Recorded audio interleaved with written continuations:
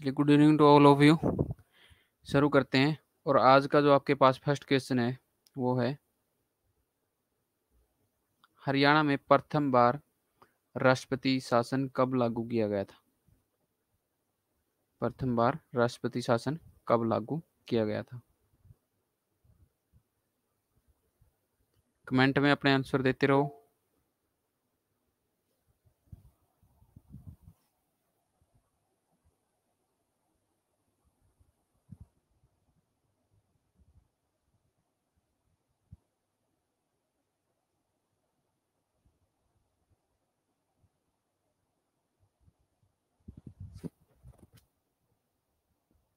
हाँ जी, बिल्कुल सही है।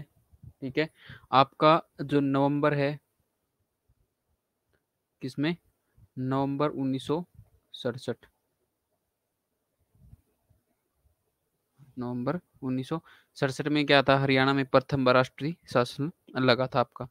अब देखिए, जो राज्यों में राष्ट्रपति शासन लगवाते हैं, सबसे पहले तो उसका देख लीजिए आर्टिकल कौन सा होता है, किस आर्टिकल के तहत लगाते हैं। आर्टिकल होता है आपका 356। ठीक है, आर्टिकल 356। अब अगर हरियाणा की बात करें तो 3 बार लगा है राष्ट्रपति शासन हरियाणा में। ठीक है, 3 बार लगा है आपका, 1967, 77 और 91। इतना ही लिख लीजिए। एग्जैक्ट डेट का आपको कोई लेना देना नहीं है। इसमें था जैसे 1967, देखिए एक ही ऑप्शन है, आपको फर्स्ट पता होना चाहिए, फर्स्ट टाइम ये लगा था। ठीक है, 1967, 1977, 1991। ठीक है, अब इसमें और क्या इंपॉर्टेंट हो जाता है, जो फर्स्ट टाइम लगा आपका, उस टाइम जो राष्ट्रपति थे वो थे आपके जाकिर हुसैन। जाकिर हुसैन।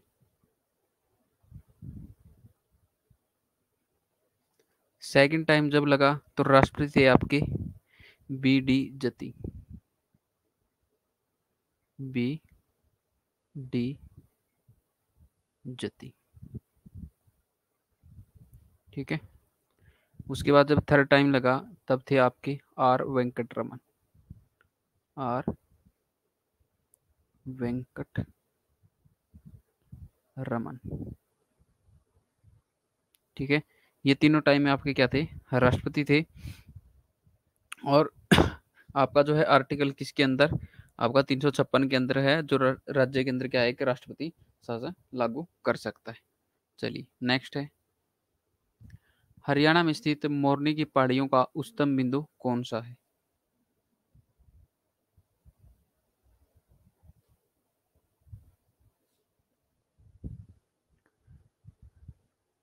अब देखिए, इसमें ना इन क्वेश्चनों को तोड़ मरोड़ के पूछा जाता है कि मोरनी की पहाड़ियाँ किस कौन से जिले में पड़ती है, इनकी चोटी कौन सी है, इनमें किस प्रकार की मिट्टी पाई जाती है। ये है ना, इन्हीं से रिलेटेड जो क्वेश्चन है ना, बार बार पूछे जाते हैं। ठीक है, बार बार पूछे जाते हैं, बस थोड़ा बहुत चेंज करके। अगर आप देखोगे ना, हर एग्जाम के अंदर क्वेश्चन मिलेगा। ऐसा नहीं है कि हमने अगर यही पूछा तो यही होगा सेम। अब कई कई जगह क्या था, आपका मोरनी की पहाड़ी सबसे ऊंची चोटी करो की हाइट पूछी गई थी।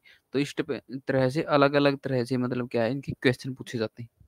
ऐसा नहीं कि हमने ये क्वेश्चन किया, इसके साथ जो डिस्कस कर रहे हैं ना, उसके अंदर हम कम से कम भी 5 से 4 क्वेश्चन हो जाते हैं डिस्कस हमारे, तभी जाके हमने बोला था इंपॉर्टेंट क्वेश्चन। ठीक है, तो इनके साथ जो फैक्ट कर रहे हैं ना, उनका भी ध्यान रखा करो, उन्हीं को चेंज करके क्वेश्चन पूछते हैं। अब जो मोरनी की पहाड़ी सबसे ऊंची है वो है आपकी करो। क्या है? करो। ये टिपरा जो आपकी सेकंड है। ठीक है, अब इसकी जो करो है, इसकी बहुत बार ये एक ही बार पूछा गया क्वेश्चन। ठीक है, और जो करो है इसकी चोटी आपकी हाइट है 1514 मीटर। ठीक है, ये हाइट है। अब अगर हम डिस्कस कर रहे हैं मोरनी की जो पहाड़ियां हैं वो कौन से जिले में पड़ती हैं आपकी? पंचकुला के अंदर। ठीक है, ऊपर से पूछा था किस प्रकार की मिट्टी पाई जाती है? पथरीली। तो ये क्वेश्चन जो हम पहले भी डिस्कस हुए हैं, ऐसे क्वेश्चन ही पूछे जाते हैं, थोड़ा सा तोड़ मरोड़। अब देखिए, यहाँ यहाँ से हमारे पास 4 से 5 क्वेश्चन निकल कर आते हैं। ठीक है, अगर आप हम बात करें ना, इनके अंदर मोरनी की पहाड़ी में किस प्रकार के वन के लिए प्रसिद्ध है ये? तो यहाँ पर चीड़ के वन। चीड़ के वन, यानी अगर पूछे जाए चीड़ के वन हरियाणा के किस क्षेत्र में पाए जाते हैं, तो आपका मोरनी की पहाड़ियों में, यानी कि किस साइड में? आपका उत्तर में। ठीक है, उत्तर और कहाँ? उत्तर पूर्व का ये जो एरिया है इधर, ठीक है। यमुना का एंट्री पॉइंट हो गया, बाकी ऊपर का मोरनी की पहाड़ियाँ होगी। ये जो इलाका है इसमें क्या आपके चीड़ के वन पाए जाते हैं, ठीक है। और इस क्षेत्र में अगर उत्पादन की पूछें तो कौन सा आपका हरड़, हरड़ उत्पादन के लिए प्रसिद्ध होता है, ठीक है। ये पथरीली मिट्टी में आपका क्या है, उत्पादन इसका ज़्यादा होता है। चीड़ के वन हो गया, हरड़ उत्पादन हो गया, ठीक है। पथरीली मिट्टी पाई जाती है, क्लियर। और एक आपका क्या है, herbal forest park, herbal forest, forest park, ठीक है। ये भी आपका कहाँ है, मोरनी में। जो पंचकुला का मोरनी इलाका है उसके आसपास ही का एरिया है, जो वहाँ का जो जंगल है उसके अंदर क्या है आपका बनाया गया है, ठीक है। और यहीं पे आपका क्या है, एक अलग अलग जो आपके खोल ए रैतान, वो भी आपका कहाँ पड़ता है, मोरनी की पहाड़ियों में पड़ता है। वीर शिकारगढ़ वन्य जीव अभयारण्य है जो आपका पंचकुला के अंदर पड़ता है। पंचकुला के अंदर ही अंतर्राष्ट्रीय सत्र का क्या है, संग्रहालय निर्माणाधीन है, ठीक है। चलिए नेक्स्ट है, तो आपने ध्यान रखना है इस, ये जो मोरनी की पहाड़ियों वाला टॉपिक है ना, इसी से कम भी 5 से 6 टाइप के क्या बनते हैं, आपके क्वेश्चन बनते हैं, ठीक है। और वो आपके तोड़ मरोड़ कर बार बार पूछे गए हैं, चाहे ऑक्शन रिकॉर्डर की बात करें, ट्रेसर की, पटवारी, ठीक है, पीजीटी संस्कार, टीजीटी कंप्यूटर साइंस का जो कंप्यूटर का पेपर हुआ था, कलरक के अंदर, कलरक के अंदर तो कोई क्वेश्चन छुटा ही नहीं था जो पूछा ना गया। चलिए नेक्स्ट है आपका, हरियाणा में भैंस की कौन सी नस्ल प्रसिद्ध है। अब ये जो फोटो लगा है ये उसी भैंस की नस्ल का फोटो है, ठीक है।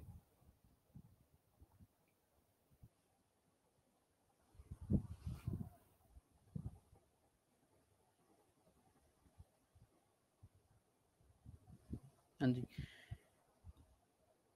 ज़्यादा टाइम नहीं खराब करेंगे। अब देखिए हरियाणा के अंदर है ना, मुर्रा नस्ल की भैंस है जो प्रसिद्ध है, इसी को हरियाणा के अंदर बोला जाता है काला सोना।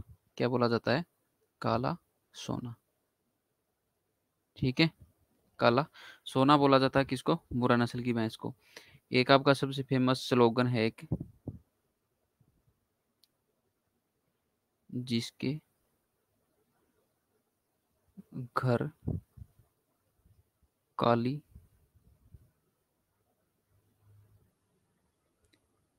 जिसके घर काली उसके घर रोज दिवाली।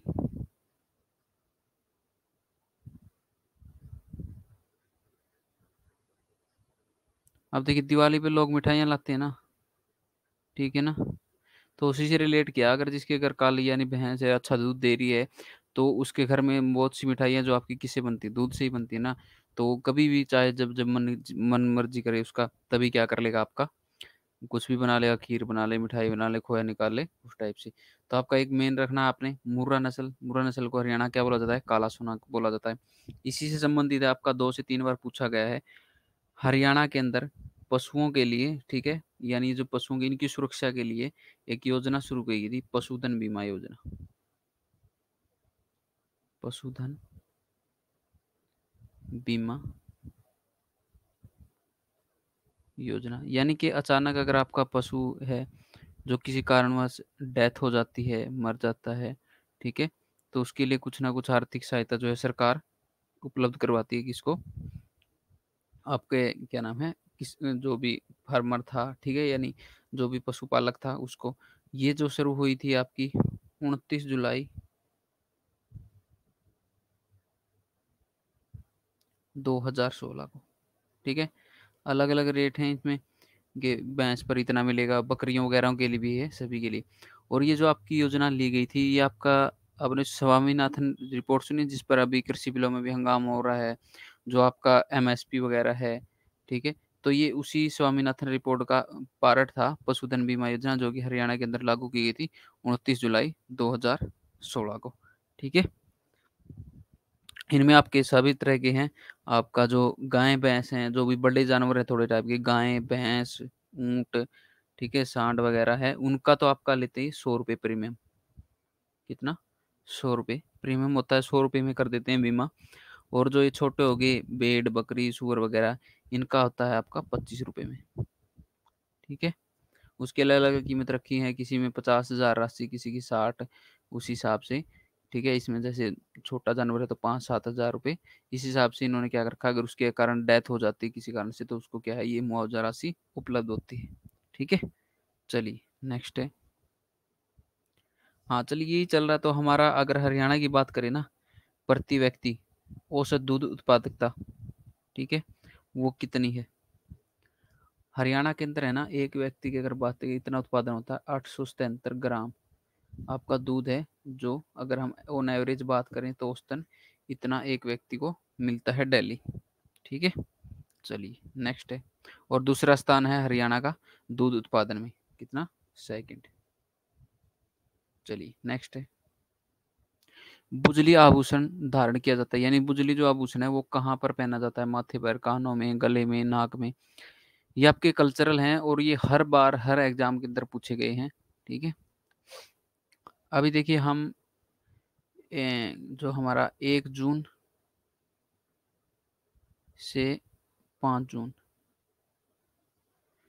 जून, यानी कि हमारा जो, मैं सोच रहा हूँ कि हरियाणा जीके का अपना है ना कंप्लीट बैच शुरू करेंगे हम। ठीक है, बिल्कुल फ्री, कोई कॉस्ट नहीं, क्लियर। वो हम एक, ये जो फर्स्ट वीक है ना हमारा जून का, उसके अंदर शुरू कर देंगे। ठीक है, कंप्लीट जीके, ये हमारी जो क्लासें हैं 4-5 क्लासें और बनेंगी हमारी, इनको करने के बाद, क्योंकि मोस्ट प्रीवियस क्वेश्चन हम साथ साथ डिस्कस कर रहे हैं तो उसके अंदर कवर हो रहे हैं वो, क्लियर। चलिए, जो आपका बुजली आभूषण है वो पहना जाता है आपका कानों में। कहाँ पहना जाता है, कानों में। झुमके टाइप का होता है, ठीक है, आपने अपने घर में किसी बुजुर्ग महिला को पहने हुए देखा होगा तो, ठीक है, बुजुर्ग महिला को पहने हुए देखा होगा तो वो पहनते हैं पुराने टाइम में, जो झुमके टाइप है इस टाइप के थे। और बहुत से आभूषण है, अंगूठी वगैरह, वो हम कंप्लीट फिर बाद में डिस्कस करेंगे जब टॉपिक करेंगे, क्लियर। चलिए नेक्स्ट है। अंतरिक्ष यात्री कल्पना चावला की मृत्यु कब हुई थी। अब कल्पना चावला से रिलेटेड है ना, कम से कम भी 5 से 6 क्वेश्चन बनते हैं।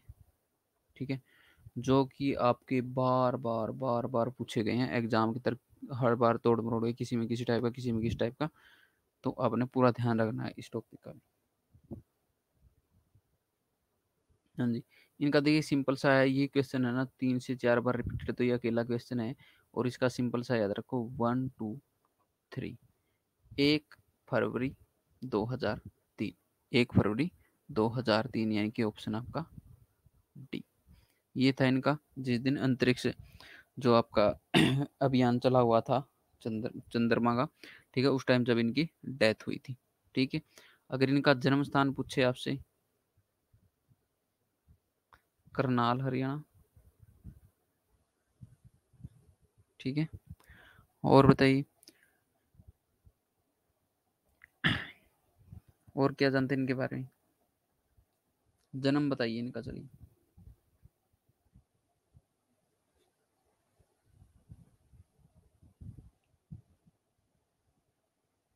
1 जुलाई 1961, 1 जुलाई 1961 का क्या होता है, इनका जन्म हुआ था। ठीक है, और जो इन्होंने इंजीनियरिंग की थी बीएससी, यानी एरोनॉटिकल में, वो आपकी 1982 में करी थी बीएससी। ठीक है, एरोनॉटिकल इंजीनियरिंग में। ठीक है, फिर आपकी जो कोलोराडो यूनिवर्सिटी थी उसके अंदर डॉक्टर की उपाधि यानी पीएचडी की ये गई थी आपकी, जब यूनिवर्सिटी के अंदर यानी डॉक्टर्स की उपाधि मिली वो थी आपकी 1988 में। ठीक है, फिर आपका जो जिस अभियान के लिए गई थी उसके लिए कि भाई ये लोग जाएंगे, 1995 में इनका चयन हुआ, और उसके बाद क्या थी, इनकी ट्रेनिंग शुरू कर दी गई। ठीक है, उस अभियान के लिए, क्लियर, डन। और 16 जनवरी जो है अपनी, ये क्या थी, दूसरी उड़ान थी इनकी, 16 जनवरी 2003 को अंतरिक्ष में उड़ान में वहाँ गए थे ये। लेकिन आते टाइम जो क्या था, वो विमान दुर्घटनाग्रस्त हो गया था, तो अब इनकी क्या हुई थी, डेथ हो गई कब, 1 फरवरी 2003 को। हर बार इनसे रिलेटेड पूछे जाते हैं। कल्पना चावला आपसे मेडिकल कॉलेज पूछे तो वो भी आपका कहाँ पर है, करनाल के अंदर। ठीक है, चलिए नेक्स्ट है। संदेश साप्ताहिक पत्रिका की शुरुआत किसने की थी।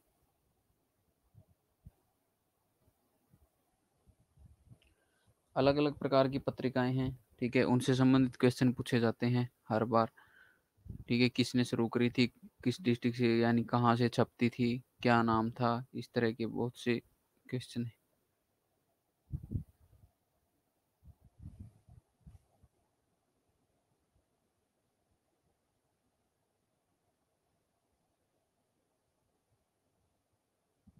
देखिए, ये जो संदेश साप्ताहिक पत्रिका थी, ये आपकी पंडित निक्कीराम ने क्या करी थी, शुरू करी थी। ठीक है, पंडित नाम निक्कीराम एक प्रसिद्ध स्वतंत्रता सेनानी थे, जिनका अगर हम जन्म की बात करें, जन्म जन्म हुआ था इनका 4 सितंबर 1887। इनका जन्म हुआ था कहाँ पर, कैंगला गांव है आपका, कैंगला पड़ता है आपका रोहतक डिस्ट्रिक्ट के अंदर। ठीक है, यहाँ पर इनका जन्म हुआ था। और जब इन्होंने 1916 के अंदर, जब ये आंदोलन वगैरह से जुड़े, या जो संघ से जुड़े, जो संघ था उस टाइम जो हेड करते थे उनको बाल गंगाधर तिलक।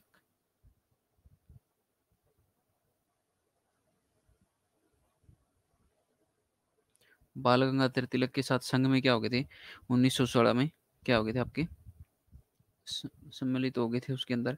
ठीक है, बाद में गांधी जी के साथ भी कई उनमें जो है आंदोलनों में इन्होंने भाग लिया। ठीक है, फिर जो आपका देखिए जन्म हुआ था रोहतक में, लेकिन जो ये संदेश साप्ताहिक पत्रिका थी ना, ये आपकी निकाली जाती थी भिवानी से।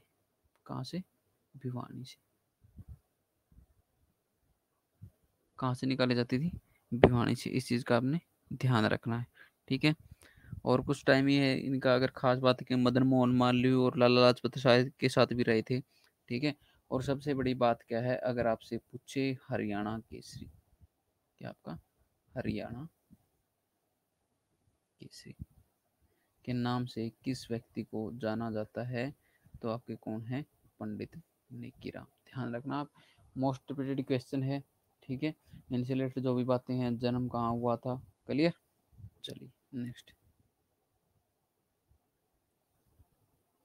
हरियाणा में प्रमुख रूप से किस फसल का उत्पादन होता है, हरियाणा में प्रमुख रूप से किस फसल का उत्पादन होता है।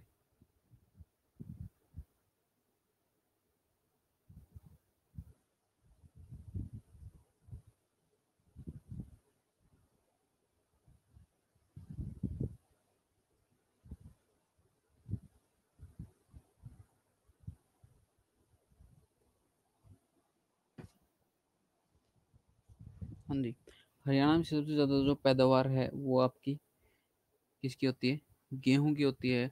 और गेहूं की कटोरी बोला जाता है हरियाणा को, गेहूं की कटोरी किसको बोला जाता है, हरियाणा को आपका गेहूं की कटोरी बोला जाता है। ठीक है, अब देखिए हमारे पास अगर हम फसलों की बात करें, आपके पास गेहूं, गेहूं के अंदर जो सबसे पैदावार होती है कहाँ पर होती है आपकी, सिरसा के अंदर। कहाँ पर, सिरसा। साथ में यहाँ पर गेहूं के साथ यहाँ पर लिख लो कपास, कपास और गेहूं आपकी कहाँ होती है, सिरसा के अंदर। उसके बाद अगर हम बात करें धान की, धान होता है आपका करनाल में। कहाँ पर, करनाल के अंदर। ठीक है, फिर आती है आपकी बात ज्वार। जी, ज्वार बताइए। ज्वार होता है आपका रोहतक में सबसे ज्यादा। कहाँ पर, रोहतक के अंदर। फिर आपका बाजरा,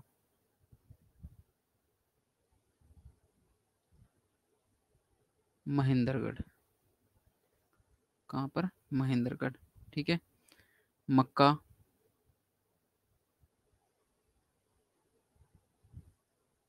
बताइए मक्का। मक्का आपका पंचकूला, मक्का कहाँ पर, पंचकूला के अंदर। ठीक है, बात करें जौ की, भिवानी। ठीक है, उसके बाद गन्ना, जौ, और यहाँ पे साथ में लिख लो आप चना।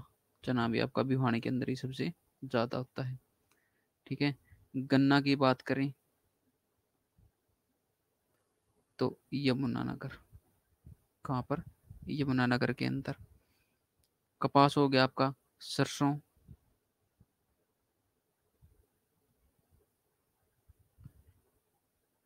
आपका भिवानी और महेंद्रगढ़ दो है, लेकिन अभी ये पता क्या, जब चरखी दादरी अलग हो गया ना तो आपका ये महेंद्रगढ़ ही आता है फर्स्ट पे। ठीक है, लेकिन फिर भी ध्यान रखना अगर महेंद्रगढ़ ऑप्शन में ना हो तो आपका भिवानी भी ठीक है, इनमें कंफ्यूज नहीं होना आपने। क्लियर। अच्छा, चलिए अब लगे हाथ है ना हमारे जो फल है ना उनका और बता दीजिए, इसी के अंदर कवर कर लेते हैं। ठीक है, आम,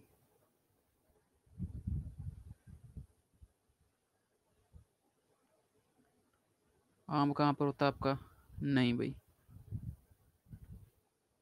आम की अगर पैदावार की बात करें ना, हम करनाल के अंदर होता है। ठीक है, एट प्रेजेंट भी बात करें, और सिट्रिक के अंदर बात करें हम, सिट्रिक फल, चलिए इसमें इस क्वेश्चन को हम इतना ही रख लेते हैं। सिट्रिक फल में आपका सिरसा जैसे किन्नू वगैरह हो गए, नींबू हो गए, संतरे। ठीक है, चलो इसको हम फिर किसी दिन इसी से रिलेटेड क्वेश्चन ले लेंगे तभी करेंगे।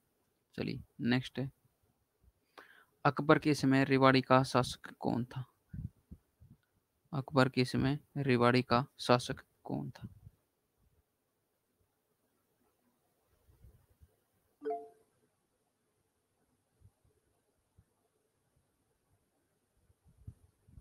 अकबर के समय रेवाड़ी का शासक कौन था। नहीं भाई, दोनों गलत है तो।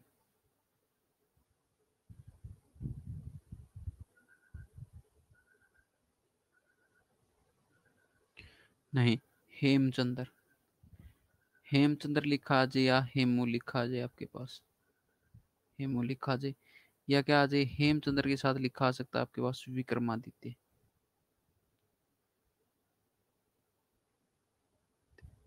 हेमू हेमचंद्र या हेमचंद्र विक्रमादित्य, यही थे आपके क्या है, अकबर के समय रेवाड़ी के शासक थे, और दिल्ली की गद्दी पर बैठने वाला अंतिम हिंदू शासक भी इन्हीं को माना जाता है। क्या माना जाता है, दिल्ली की गद्दी पर,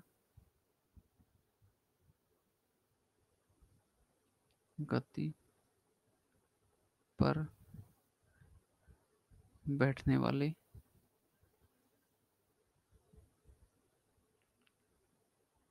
अंतिम हिंदू शासक।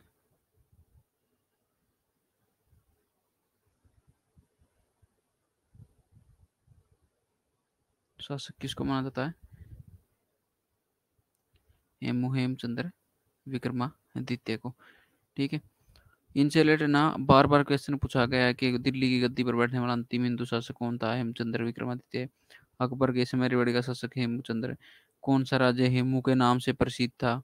ठीक है, इस टाइप के कई नामों से जो है इनका क्या है आपका बार बार पूछा गया है। ठीक है, और जो हेमू था इनके पिता के अगर हम बात करें, इनके पिता की बात करें तो इनके पिता का नाम था पूर्णदास।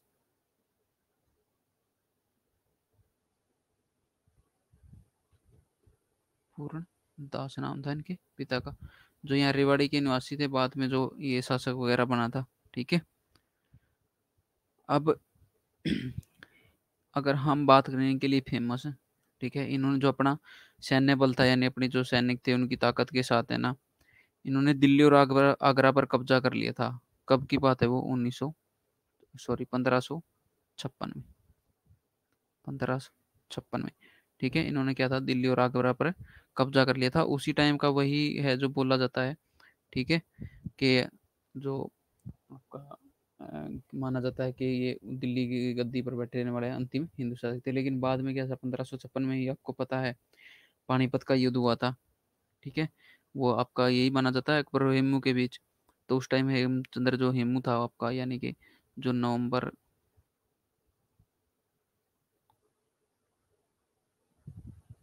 1556 में युद्ध हुआ बाद में। ठीक है, उसके अंदर क्या था आपका, हेमचंद्र विक्रमादित्य था जो हार गया था किससे, अकबर से। ठीक है, चलिए, और मारा गया था। नेक्स्ट है, राष्ट्रीय दुग्ध उत्पादन अनुसंधान संस्थान किस नगर में है? राष्ट्रीय डेयरी अनुसंधान संस्थान आज या आपका दुग्ध उत्पादन संस्थान, ये दोनों एक ही हैं। इस चीज का आपने बिल्कुल ध्यान रखना है। ठीक है।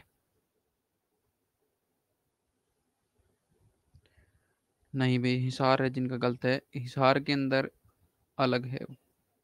ठीक है। वो भैंस अनुसंधान संस्थान है, यानी भैंस की नस्ल में सुधार करके, यानी अच्छी नस्ल के लिए जो कार्य कर रहे हैं।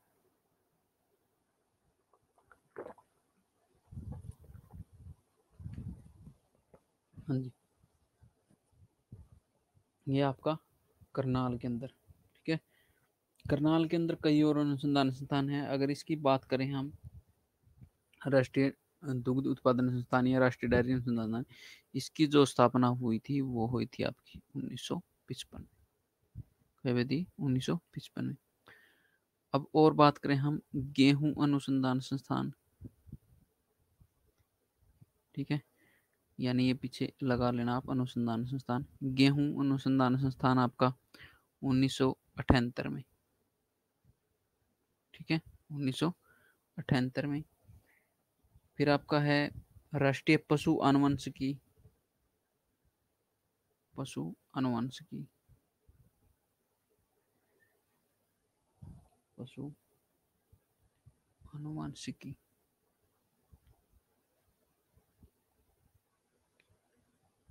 पशु आनुवंशिकी। ये अनुसंधान संस्थान या आनुवंशिकी संस्थान ब्यूरो है, ये आपका भी करनाल में है। 1985 के अंदर स्थापित किया गया था। ठीक है। 1985-84 के अंदर। यानी ये है ना, ध्यान रख, पशु अनुसंधान आनुवंशिकी संस्थान है, एक आनुवंशिकी ब्यूरो है। पहले जो है आनुवंशिकी जो संस्थान था वो 1984 में स्थापित किया गया था। फिर एक वहाँ पर ब्यूरो बनाया गया इसी के अंदर, आनुवंशिकी ये संस्थान लगा लो इसको। और ये आ गया आपका ब्यूरो। ये आपका 85 में 1 ईयर का डिफरेंस है इसके अंदर। ठीक है। और केंद्रीय मिट्टी लवणता, मिट्टी लवणता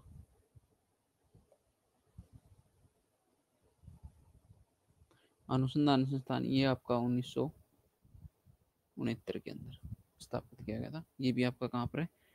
करनाल के अंदर है। चलिए नेक्स्ट है आपका खनिज संसाधनों में हरियाणा के किस जिले की प्रमुखता है?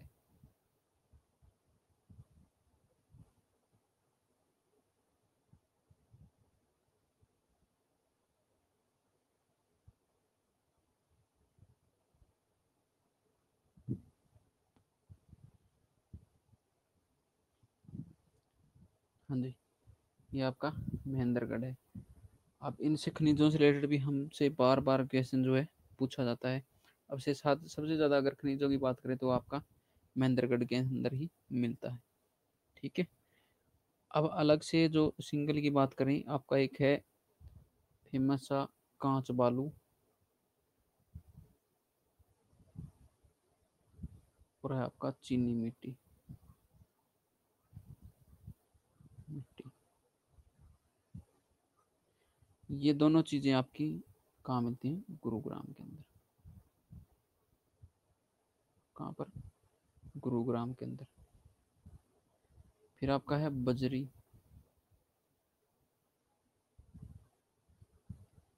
ये आपका कहाँ मिलता है? फरीदाबाद।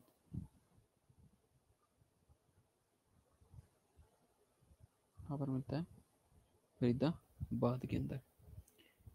एक आपका यहीं से है, सोरा आएगा लिखा, सोरा खनिज। ये आपका हिसार और गुरुग्राम। ठीक है। एक है आपका हिलना पत्थर।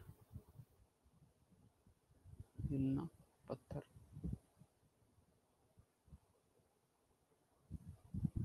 ठीक है। ये आपका गांव है कलियाना।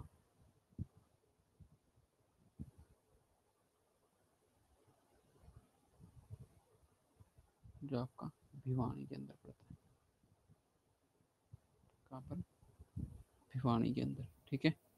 बहुत फेमस है आपका। ये है ना पूरे विश्व के अंदर दो ही जगह पाया जाता है, एक इधर हरियाणा में, एक स्थान और है, मुझे अभी एग्जैक्ट उसका नाम ध्यान नहीं है, ठीक है।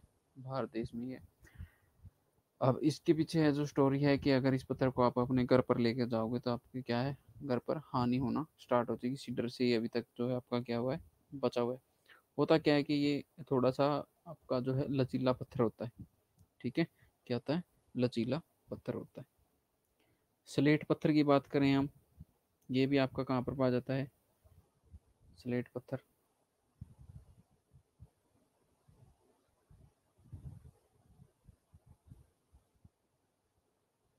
ये भी आपका भिवानी के अंदर।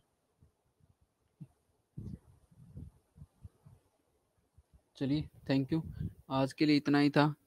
कल फिर डिस्कस करेंगे हम इसी तरह से 10 क्वेश्चन। Okay, good night.